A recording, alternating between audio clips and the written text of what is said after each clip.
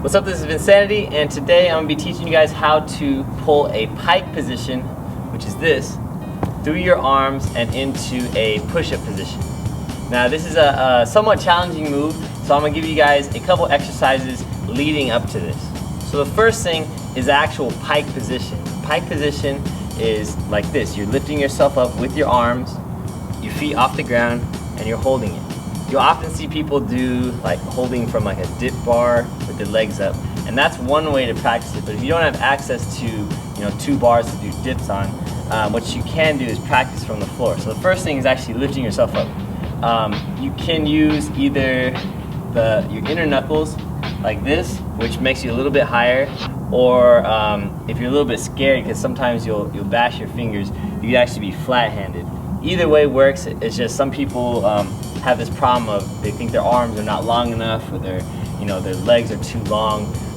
That does play a factor, but the point is you want to use what you have and use it to your advantage. So we're going to start off with lifting our body up, keeping your feet on the floor, and just holding it like this. This is the first step, just being able to lift your body weight with your hands. The second part is actually having the core strength to lift your legs off the ground. And you can actually practice that by leaning back, lifting up your legs, and just kind of holding yourself like this. Just kind of stabilizing. Understanding how to really stabilize the core of your body will eventually lead up to you being able to lift yourself off the ground. So to put that all together, you lift yourself off the ground and you lift your legs off the ground, and you're going to hold that. If you could only do it for 1 second, that's fine. You go 1 second, 2 seconds, 3 seconds, and you slowly build up to more and more and more, right? In order to get our legs through our arms, what we're gonna have to do is cross them. Especially if you have long legs. I kind of have long legs, so when I do this, I can't just pull my legs. I mean, I can, but they tend to get stuck. So what I've formulated is crossing my legs like this. So as I start here, my legs go crossed, I pull them in, and I'm using my arms to push my legs back. So from here, I pull, and my legs start crossing even more, and I start pushing them straight back until I get to a push-up position. To do the opposite, it's the same thing. I cross my legs back here in a push-up position, I pull them back, if you notice they're still crossed, and they push through. Right? So we're gonna try that again.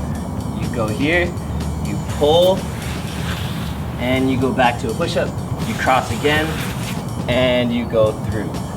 In order to provide a little bit of a crutch, you're gonna just let your legs drag on the floor at first. So just dragging them back and forward.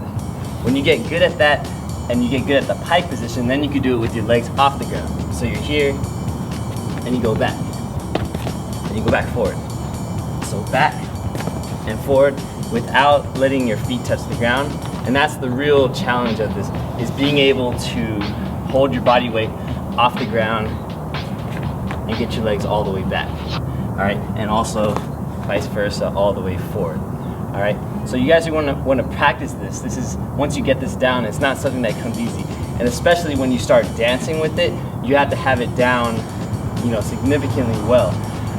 So I've composed a slight workout that you guys can do. So I call this B-boy push-ups and sit-ups. We're gonna start off with the sit-up. So you're gonna lay down. This is actually sit-ups I learned from doing martial arts. You're gonna go like this, pull your knees in, bring your body up, and you go back down. So you're here, you sit up, you go back down, and on the second one, you put your hands down, and you pull yourself through.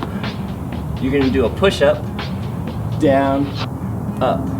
Then you're gonna kick your legs through, back to the sit-up. So sit up, pull your legs through, push up, kick your legs back, sit up, pull your legs through, push up, pull your legs through, sit up.